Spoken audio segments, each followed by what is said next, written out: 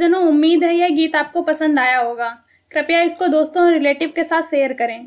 अगर आपको किसी भजन पर प्रस्तुति चाहिए तो कमेंट करें, हम आपके लिए इस चैनल पर उस भजन को प्रस्तुत करने का प्रयास करेंगे। अगर आपने हमारे YouTube चैनल को सब्सक्राइब नहीं किया है तो तुरंत सब्सक्राइब करें और बेल आइकन दबाना बिल्कुल ना भूलें। धन्यवाद।